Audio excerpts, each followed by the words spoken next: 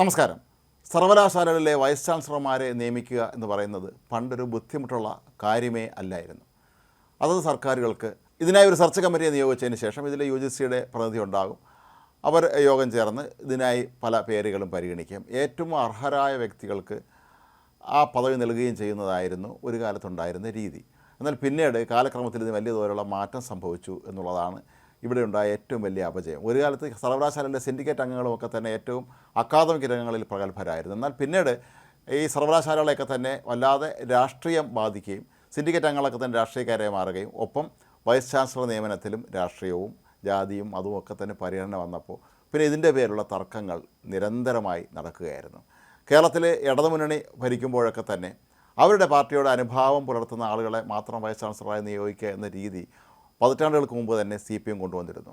അങ്ങനെയാണ് ഒരു കാലത്ത് കേരളത്തിലെ വൈസ് ചാൻസലർമാരൊക്കെ തന്നെ CPMുമായി അനുഭാവം പുലർത്തുന്നവരോ അല്ലെങ്കിൽ പണ്ട് അവരുടെ സംഘടനയെ ബന്ധപ്പെട്ട് പ്രവർത്തിച്ചവരോ ആയിരിക്കണം എന്നുള്ള ഒരു അപ്രഖ്യാപിത വ്യവസ്ഥ അവിടെ കൊണ്ടുവന്നതുമൊക്കെ തന്നെ ഇപ്പോൾ കേരളത്തിലെ പല സർവകലാശാലകൾക്കും സ്ഥിരമായ വൈസ് ചാൻസലർ പോലും ഇല്ലാത്ത ഒരവസ്ഥയാണ്. അങ്ങനെയുള്ള സന്ദർഭത്തിലാണ് കേരള ഡിജിറ്റൽ അതുപോലെ സാങ്കേതിക സർവകലാശാലകളിലെ വൈസ് ചാൻസലർമാരുടെ നിയമനവുമായി ബന്ധപ്പെട്ട് സർക്കാരും ഗവർണറും തമ്മിലുണ്ടായ വലിയൊരു തർക്കം അവിടെ നടക്കുന്നത്.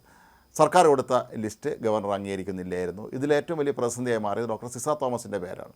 സിസ തോമസിൻ്റെ പേര് ഒരു കാരണവശാലും തങ്ങൾക്ക് അംഗീകരിക്കാൻ കഴിയില്ല എന്നാണ് കേരള സർക്കാർ പറയുന്നത്.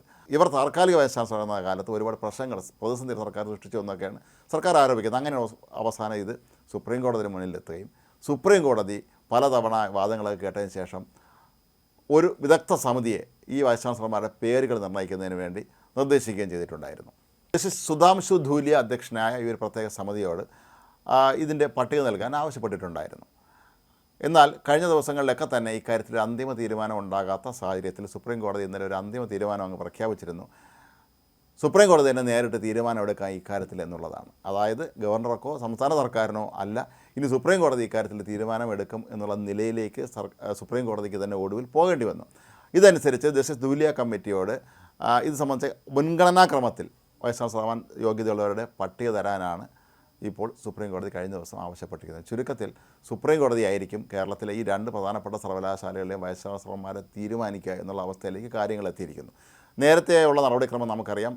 ഇതിനായി ഒരു വിദഗ്ധ സമിതിയെ സെർച്ച് കമ്മിറ്റിയെ നിയോഗിക്കും. അതിൽ UGC പ്രതിനിധി അംഗമായിരിക്കും. അങ്ങനെ അവർ ചേർന്ന് എടുക്കുന്ന ഈ ഒരു തീരുമാനത്തെ ഗവർണർ അംഗീകരിക്കണം. കാരണം ഗവർണറാണ് സർവകലാശാലയുടെ ചാൻസലർ കൂടി അംഗീകരിച്ചിട്ട് വേണം ഇക്കാര്യത്തിൽ ഒരു അന്തിമ തീരുമാനം ഉണ്ടാകാനും ഔദ്യോഗിക പ്രഖ്യാപനം ഉണ്ടാകുന്നതൊക്കെ തന്നെ. പക്ഷേ ഇപ്പോൾ സുപ്രീം കോടതിയാണ് ഇനി അങ്ങോട്ട് തീരുമാനിക്കുന്നത് എങ്കിൽ ഗവർണർക്ക് അല്ലെങ്കിൽ ചാൻസലർക്ക് ഇതിലുള്ള അവകാശം ഏതാണ്ട് പൂർണ്ണമായും ഇല്ലാതാകുന്ന അവസ്ഥയിലേക്ക് കാര്യങ്ങൾ ചെന്നെത്തും എന്നാണ് പല വിദ്യാഭ്യാസ വിദഗ്ധന്മാരും ചൂണ്ടിക്കാട്ടുന്നത്.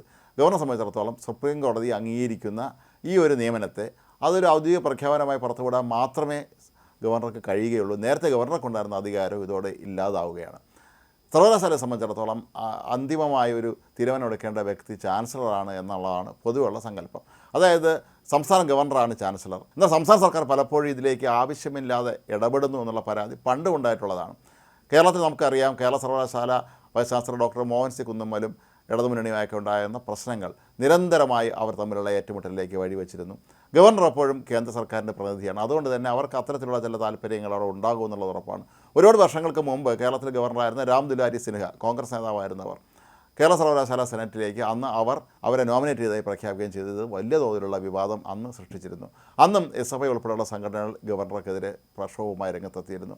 ഏതാണ്ട് അതിന് സമാനമായൊരവസ്ഥ തന്നെയാണ് ഇപ്പോൾ കേരളത്തിലെ വിവിധ സർവകലാശാലകളിൽ നിലനിൽക്കുന്നത്. ഡോക്ടർ സിസ തോമസിന് താൽക്കാലിക ചുമതല നൽകിയ സന്ദർഭത്തിലൊക്കെ തന്നെ അന്നും SFIയും സംസ്ഥാന സർക്കാരുമൊക്കെ തന്നെ അവർക്കെതിരായി ശക്തമായി രംഗത്തെത്തിയിരുന്നു. സിസ തോമസിനെയും പ്രിയ ചന്ദ്രനെയുമാണ് വൈസ് ചാൻസലർ സ്ഥാനത്തേക്ക് ഗവർണർ നിർദ്ദേശിച്ചിട്ടുണ്ടായിരുന്നു. പക്ഷേ കേരള സർക്കാരാണെങ്കിൽ ഇത് അംഗീകരിക്കാൻ തയ്യാറാകുന്നില്ല. അവർ പറയുന്നത് സിസ തോമസിൻ്റെ കാര്യത്തിൽ അവർ താൽക്കാലിക VC ആയിരുന്ന സമയത്ത് സർക്കാരിന് ഒരുപാട് പ്രതിസന്ധി സൃഷ്ടിച്ച ആളാണ്, അതുകൊണ്ട് മുഖ്യമന്ത്രിക്ക് ഇവരുടെ നിയമനം അംഗീകരിക്കാൻ കഴിയുകയില്ല എന്നാണ്. അതേസമയം ഗവർണർ പറയുന്നത് എന്താണെന്ന് വെച്ചാൽ സിസ തോമസ് താൽക്കാലിക VC ആയിരുന്ന കാലത്ത് അവിടെ നടന്ന ഒരുപാട് ക്രമക്കേടുകൾ ചൂണ്ടിക്കാട്ടിയിരുന്നു. അതുകൊണ്ടാണ് സർക്കാർ അവരോട് ഇത്തരത്തിലുള്ള വിരോധം എന്നാണ്. സുപ്രീം കോടതി കഴിഞ്ഞ ദിവസം ചോദിച്ചത് ഈ രണ്ട് പട്ടികയിലും പേരുള്ള ആളാണ് സിസ തോമസ്, എന്നാൽ പിന്നെ അവരെ വൈസ് ചാൻസലർ ആകുന്ന കാര്യം പരിഗണിച്ചുകൂടെ എന്ന് ചോദിച്ചിട്ട് പോലും കേരള സർക്കാർ അതിന് സന്നദ്ധമായില്ല എന്നുള്ളത് മറ്റൊരു പ്രധാനപ്പെട്ട വസ്തുതയാണ്. ഏതായാലും വിദഗ്ധ സമിതിയോട് ഈ മാസം 17-നകം പട്ടിക സമർപ്പിക്കാനാണ് ആവശ്യപ്പെട്ടിട്ടുള്ളത്. കേസ് അടുത്ത് പരിഗണിക്കുന്നത് ഈ മാസം 18-ാം തീയതി തന്നെയാണ്. 18-ാം തീയതി ഒരുപക്ഷെ അന്ന് ഈ വി സിമാരുടെ പേരുകൾ സുപ്രീം കോടതി പ്രഖ്യാപിക്കാനാണ് സാധ്യത. അങ്ങനെയാണെങ്കിൽ അത് കേരളത്തെ സംബന്ധിച്ചിടത്തോളം നമ്മുടെ സർവകലാശാല രംഗത്ത് അക്കാദമി രംഗത്തൊക്കെ സംബന്ധിച്ചിടത്തോളം പുതിയൊരു കീഴ്വഴക്കത്തിനായിരിക്കും തുടക്കം കുറിക്കുക എന്നുള്ള കാര്യം ഉറപ്പാണ്. ഇവിടെ ആര് ജയിച്ചു എന്ന് വെച്ചാൽ ഗവർണർ ജയിച്ചിട്ടില്ല, സംസ്ഥാന സർക്കാരും ജയിച്ചിട്ടില്ല. പന്ത് ഇപ്പോൾ സുപ്രീം കോടതിയുടെ കോർട്ടിലാണ്. സുപ്രീം കോടതിക്ക് തീരുമാനിക്കാം ആരെയാക്കണം വൈസ് ചാൻസലർ എന്നുള്ളത്. സുപ്രീം കോടതി ഇതിനായി ഒരു വിദഗ്ധ സമിതിയെ തന്നെയാണ് നിയോഗിച്ചിട്ടുള്ളതെന്ന് നമുക്കറിയാം. സാധാരണ ഇതിൽ സംസ്ഥാന സർക്കാരുകൾ ഇതിനായി വിദഗ്ധ സമിതിയെ നിയോഗിക്കുമ്പോൾ തന്നെ സ്വന്തക്കാരെ ഉൾപ്പെടുത്തി കുത്തി നിറച്ചാണിത് സമിതിയെ തയ്യാറാക്കാറുള്ളത്. പിന്നെ യു സി പ്രതിനിധി എത്തുമ്പോൾ യു സി പ്രതിനിധിയുടെ അഭിപ്രായങ്ങളെ പലപ്പോഴും അതിലംഘിക്കുന്ന വിധത്തിലായിരിക്കും സംസ്ഥാന സർക്കാർ നിയോഗിച്ചിട്ടുള്ള ഈ സെർച്ച് കമ്മിറ്റി പെരുമാറുന്നത്. ഇത് പലപ്പോഴും തർക്കങ്ങൾക്കിടയാക്കിയിട്ടുണ്ടെങ്കിൽ പോലും അന്നൊക്കെ വലിയ കുഴപ്പമൊന്നുമില്ലാതെ ഏറ്റവും അവസാനം ഇതൊരു കോംപ്രമൈസിൽ അങ്ങ് പോകുന്നതായിരുന്നു രീതി. പക്ഷേ ഇപ്പോൾ നേരെ തിരിച്ചാണ് സംഭവിച്ചിരിക്കുന്നത്.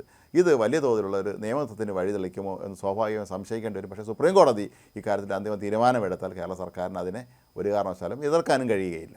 മാത്രമല്ല ഈ കേസിലെ സുപ്രീം കോടതിയുടെ ഇടപെടൽ മറ്റ് സർവകലാശാലകളെയും ബാധിക്കും എന്നുള്ളൊരു പ്രശ്നമുണ്ട്. കാരണം ഓരോ സർവകലാശാലയ്ക്കും വൈസ് ചാൻസലർമാരെ നിയോഗിക്കുന്ന കാര്യത്തിൽ അവർക്ക് അവരുടേതായ ചില പ്രത്യേക നിയമാവലികളും കാര്യങ്ങളൊക്കെ തന്നെ ഉണ്ട്.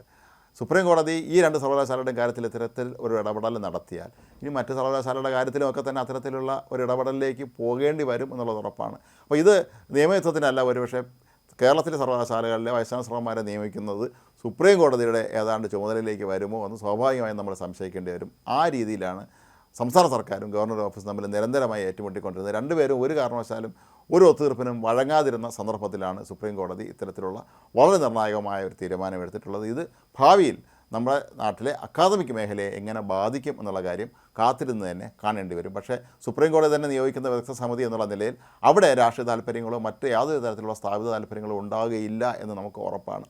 പക്ഷേ യൂണിവേഴ്സിറ്റികളുടെയൊക്കെ തന്നെ നിയമാവലി ഭാവിയിൽ ഇതൊരുപാട് തരത്തിൽ ചോദ്യം ചെയ്യപ്പെടും. വിവിധ മേഖലകളിൽ നാളെ നടക്കുന്ന മറ്റ് ചില നിയമനങ്ങളുമായി ബന്ധപ്പെട്ടൊക്കെ തന്നെ ഒരുപക്ഷെ പ്രോ വൈസ് ചാൻസലർ നിയമനത്തിലൊക്കെ തന്നെ നാളെ ഇത്തരത്തിലുള്ള ഒരു പ്രശ്നമുണ്ടാകുമോ എന്ന് സ്വാഭാവികമായും അക്കാദമിക രംഗത്തുള്ളവർ സംശയിക്കുന്നുണ്ട്. ഏതായാലും സുപ്രീം കോടതിയുടെ ഈ ഇടപെടൽ വളരെ ചരിത്രപരമാണ് എന്ന് തന്നെ പറയേണ്ടി വരും.